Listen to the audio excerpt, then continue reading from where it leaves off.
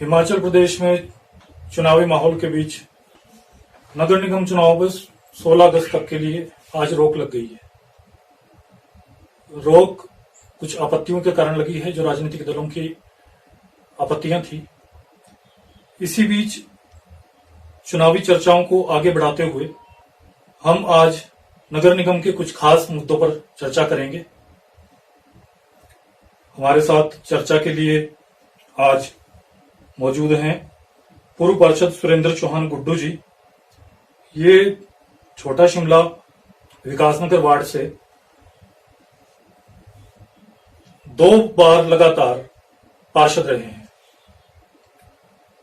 इनकी सबसे बड़ी उपलब्धि है कि इन्होंने एक चुनाव में एक हैट्रिक लगाई थी, जिसमें इन्होंने 1097 से भी ज्यादा वोट अर्जित किए थे और आज तक इनका ये इतिहास कोई तोड़ नहीं पाया।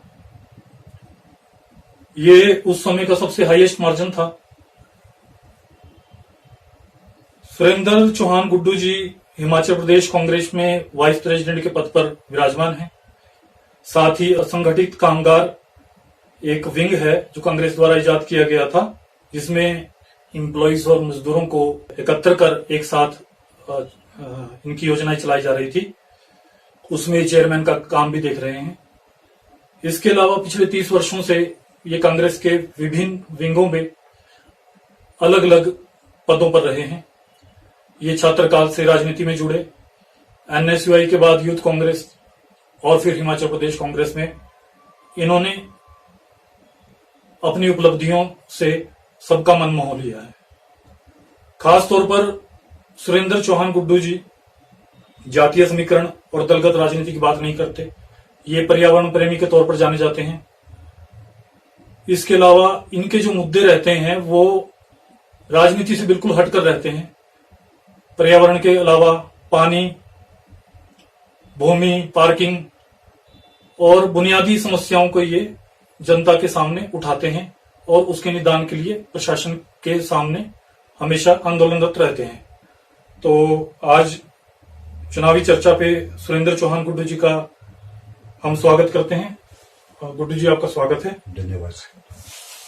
तो गुड्डू जी, हमारा आपसे पहला प्रश्न ये है कि पर्यावरण को लेकर आप अक्सर चर्चाओं में रहते हैं, पर्यावरण की बड़ी मांगे आप करते हैं, तो आपकी क्या इस दिशा में उपलब्धियां रही है और आने वाले समय में आप क्या पर्यावरण को लेकर कितने गंभीर हैं, इस बारे में जरा थोड़ी आप हमारे को जानकारी दीजिए। धन्यवाद गौतम जी। पहले तो मैं हिमदर्शन चैनल का बहुत बहुत धन्यवाद करता हूँ, जिन्होंने मुझे इस लायक समझा कि मैं आपके इस चर्चा में भाग लेने का मुझे मौका दिया। आपने पूछा पर्यावरण को लेकर के मेरा क्या नजरिया है।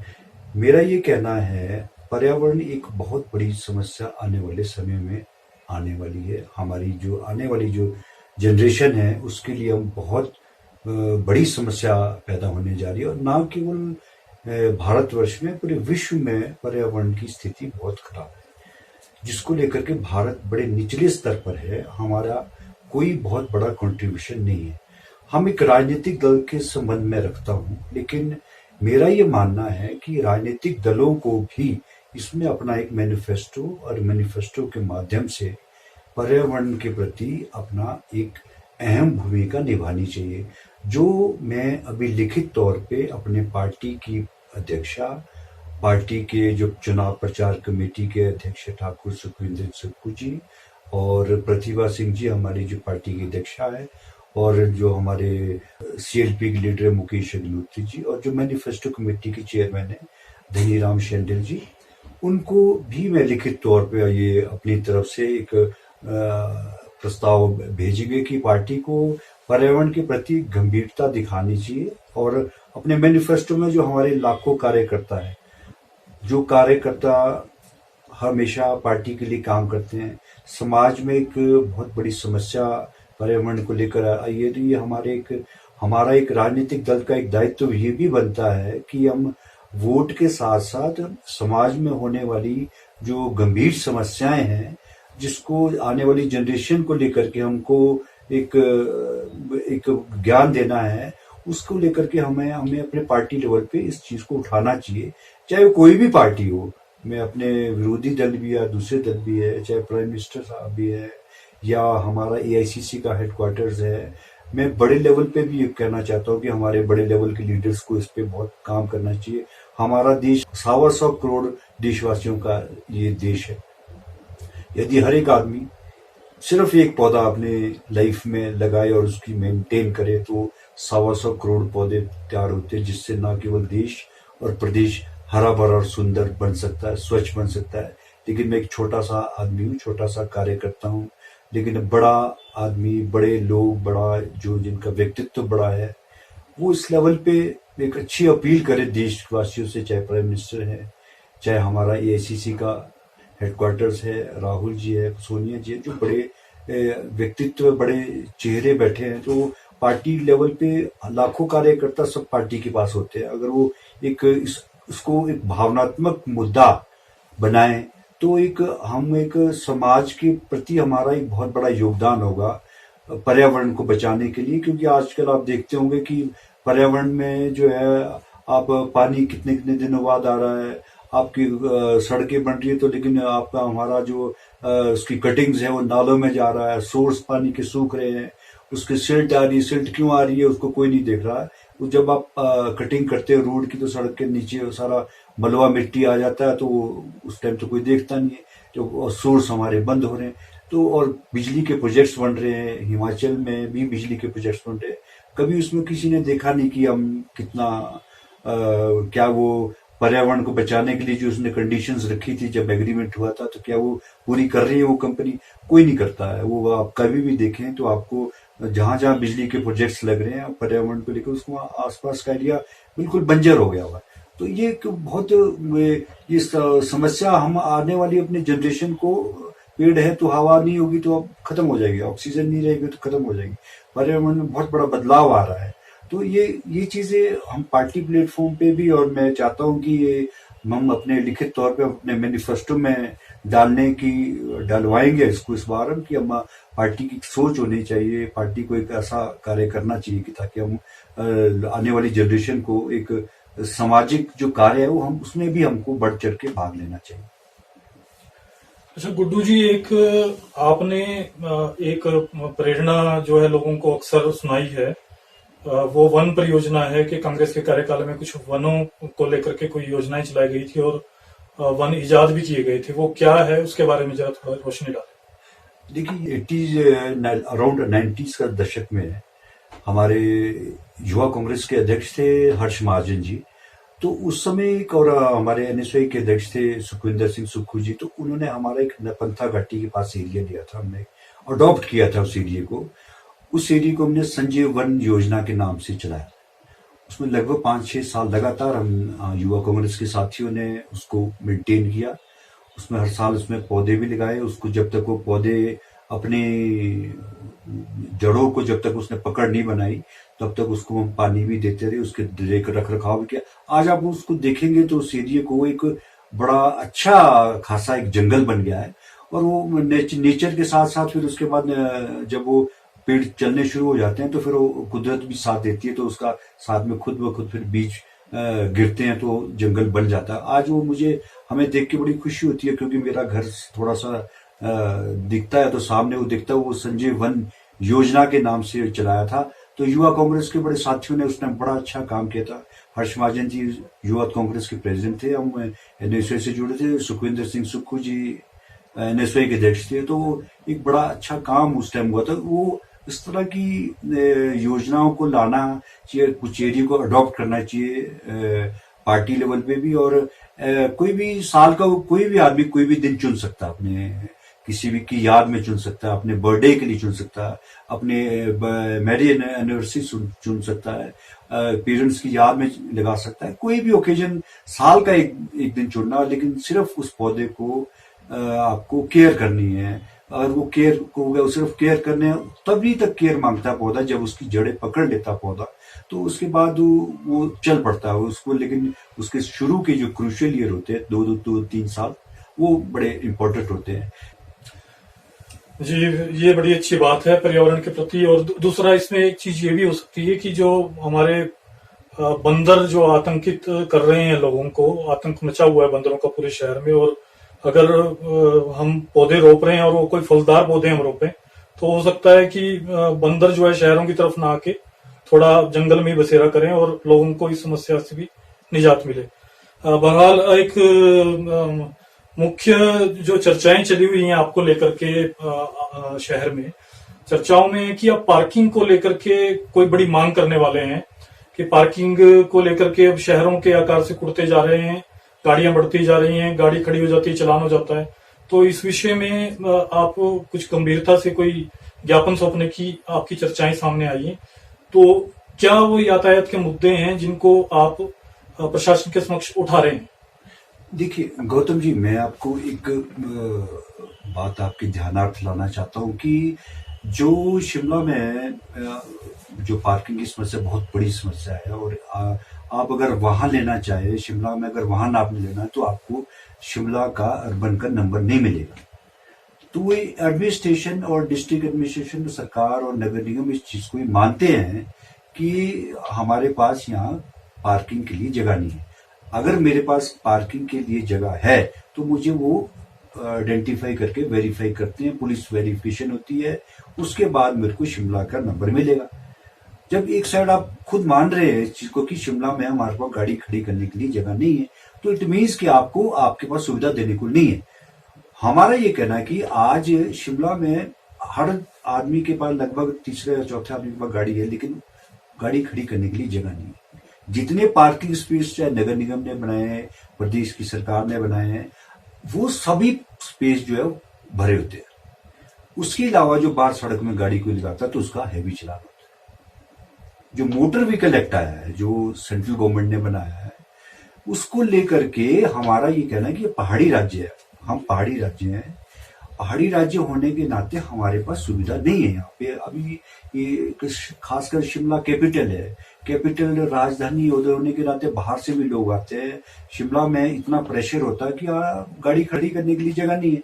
हाँ, अगर गाड़ियां खड़ी करने के लिए आपके पास पार्किंग भी होती है, लोग उसके पास जूत गाड़ी नहीं लगा रहे, तो आपका चलान करने का राइट बनता है। लेकिन अभी आप आदमी क्या कर रहा है, रोड टैक्स भी दे रहा है, रोड चलाने के लिए भी टैक्स दे रहा है, बाहर खड़ी होगी गाड़ी तो वहां हैवी चलान होता है। तो हमारा ये मेरा एक ज्ञापन देने का था डिस्ट्रिक्ट एडमिनिस्ट्रेशन या डीसी साहब के पास, और थ्रू मुख्यमंत्री को पहुंचाने का है कि एक थोड़ा सा यहाँ पे रिलैक्सेशन होना चाहिए कि आपके जो चलान हो रहे हैं वो आए दिन हर आदमी का बड़ा इतना हैवी चलान हो रहा है कि वो उसको बड़ा मुश्किल हो रहा है। ये इसलिए पहले आप यहाँ पर चाहे टेम्परेरी पार्किंग बनाओ, अगर वहां गाड़ियां नहीं खड़ी करते लोग तब तो आप उनके चलान करो। लेकिन अभी आप आदमी जाएगा कहाँ फिर?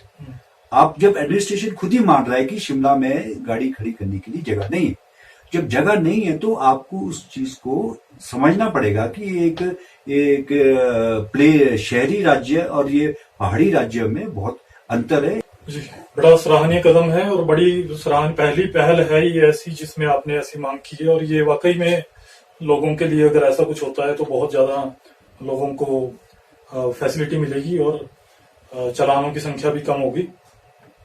बहरहाल अभी हम थोड़ा सा चुनावी चर्चाओं की ओर थोड़ा रुख कर लेते हैं। तो अभी चुनाव को लेकर के अभी तैयारी तकरीबन सभी राजनीतिक दलों की पूरी हो चुकी है, और आपकी कितनी तैयारी है शहर में, आपके वार्ड के अलावा और दूसरे वार्डों में? जब आप पार्षद थे तो आप उस समय तकरीबन 4 वार्डों को कवर कर रहे थे, और उस समय छोटा शिमला और विकासनगर वार्ड एक ही था। अब तो वार्ड सब अलग अलग हो चुके हैं, आपका वार्ड भी छोटा हो चुका है। तो आपको कितना फायदा है, और आपके अन्य जो पार्षद प्रत्याशी मैदान में उतरने वाले हैं उनको इस जो वार्ड का विस्तारीकरण हुआ है, वार्ड बढ़ा दिए गए। शुरू के टाइम में 25 वार्ड थे, उसके बाद वार्डों को बढ़ाकर 34 कर दिया गया, और वो अब 41 की नोटिफिकेशन हुई है जिसमें अभी हाई कोर्ट से रोक लगी है। 2 वार्डों पे आपत्ति जताई गई है। लेकिन कुल मिलाकर जो वार्डों का विस्तारीकरण हुआ है, इसमें कांग्रेस पार्टी और कांग्रेस पार्टी के जो प्रत्याशी हैं उनको क्या फायदा है या क्या नुकसान है, उसमें क्या समीकरण बन रहे हैं? देखिए, ये वार्ड की डीलिमिटेशन नहीं हुई है। मैं डीलिमिटेशन को मानता हूं, आपने कोई नया एरिया लिया, नया एरिया कोई लिया नहीं है। बहुत लोगों ने अप्लाई किया था, चाहे वो दिल्ली का एरिया था, दिल्ली का लंबी धार का एरिया था, जिसमें डिप्टी मेयर हमारे जो वर्तमान में शैलेंद्र जी ने वहां पे किया था।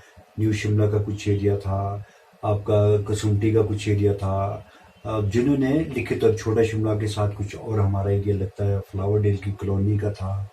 वो सभी लोगों ने जो लिखित में दिया था कि हमको नगर निगम में मर्ज किया जाए। डिलिमिटेशन तो कोई हुआ नहीं, एरिया कोई जोड़ा नहीं, नया एरिया। डिलिमिटेशन हम ज्यादातर उसको माना जाता है कि आपका इन एरिया को नया एरिया लिया तो उसको डिलिमिटेशन। इसमें गवर्नमेंट ने क्या किया, मैं ये मानता हूं कि अपनी सुटेबिलिटी के हिसाब से इनका ये क्या सोचना है कि हम जितने वार्ड थे 34 से 34 को तोड़ फोड़ के वो करके उसके 41 बना दिए।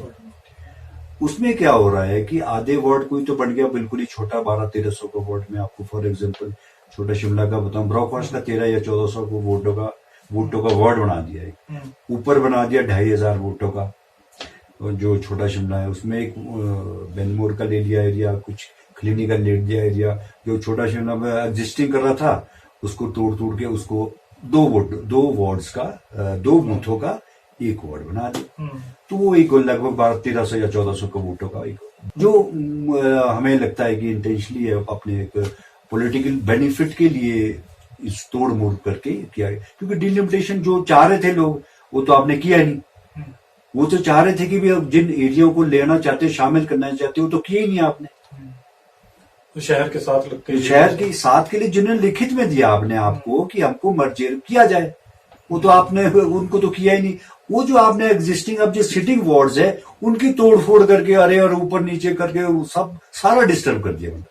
आप मतलब आपको एक लोकतंत्र पे एक बड़ा कड़ा प्रहार है किया है, जो एक अच्छा मैसेज नहीं है। जो आप एक पॉलिटिकल बेनिफिट के लिए आप ये सोच रहे हो कि हम ये इस तरह से करके अपने आप को बैठेंगे, लेकिन ये बावजूद इसके मैं आपको दावे से कह सकता हूँ कांग्रेस का नगर निगम 101% नगर निगम शिमला में कांग्रेस की बनी। ये बड़ा अच्छा आपका उत्साह है। इसके अलावा एक अभी प्रत्याशियों की टिकट आवंटन की प्रक्रिया पूरी नहीं हुई है, तो टिकट आवंटन के बाद पहले भी कहीं ना कहीं ऐसा रहा है कि कांग्रेस में बगावती समीकरण उठ जाते हैं। पिछली बार भी ऐसे ही हुआ था, और उससे पिछली बार भी, तो पिछले 10 वर्ष से कांग्रेस के भीतर घात बगावती समीकरणों की एक चर्चाएं बड़े पैमाने पर गर्म रही हैं बाजार में। कि जो कांग्रेस के हारने का मेन कारण है, मुख्य कारण है, वो यही है कि बगावती समीकरण हर बार उपज जाते हैं। तो क्या इस बार ऐसा कुछ होने वाला है, जबकि इस बार कार्यकारिणी का विस्तार भी लगातार किया जा रहा है, तो ऐसे क्या समीकरण इस बार भी उपज सकते हैं? नहीं, मैं आपके ध्यानार्थ लाऊं, अभी हमने एक कमेटी बनाई है, हमारे शहर के कार्यकारी अध्यक्ष हर्ष महाजन जी, उन्होंने समय समय पे हमारी बैठकें होती रहती हैं, और एक हर उस व्यक्ति को हम कोशिश कर रहे हैं जहां पर जो इलेक्शन में लड़ना चाहते हैं और आपस में बैठ के बातचीत कर रहे हैं। ऐसा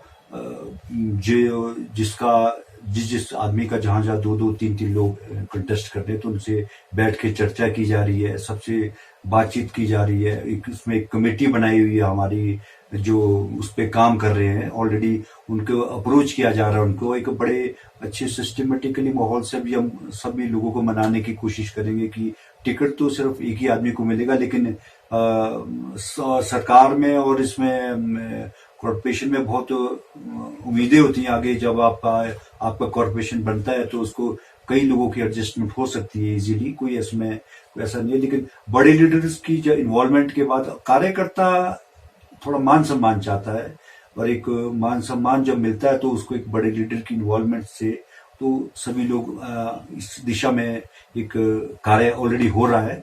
मैं समझता हूं कि इस बार ऐसा नहीं होगा, लेकिन आने वाला समय में आपको दिखेगा कि कांग्रेस एकजुट होकर ये चुनाव लड़ रही है। चलिए सुरेंद्र चौहान जी, बड़ा अच्छा लगा आपसे बातचीत करके। चुनावी चर्चाओं को आपने आगे बढ़ाया, आपके पर्यावरण के मुद्दे और पार्किंग की समस्याओं के निराकरण को लेकर के आपके प्रयास सफल हों, हम ऐसी कामना करते हैं। तो ये थे हमारे साथ सुरेंद्र चौहान गुड्डू जी, छोटा शिमला वार्ड के प्रत्याशी हैं कांग्रेस से। पिछले 30 वर्षों से कांग्रेस में जुड़े हैं और छात्र राजनीति से युवा राजनीति में और उसके बाद अब प्रदेश कार्यकारिणी में अहम पदों पर रहे सुरेंद्र चौहान गुड्डू जी अपनी अलग पहचान के लिए जाने जाते हैं। तो चुनावी चर्चाओं को आज यहीं विराम देते हुए मैं शिमला हिमदर्शन टीवी के लिए विजेंद्र दत्त गौतम।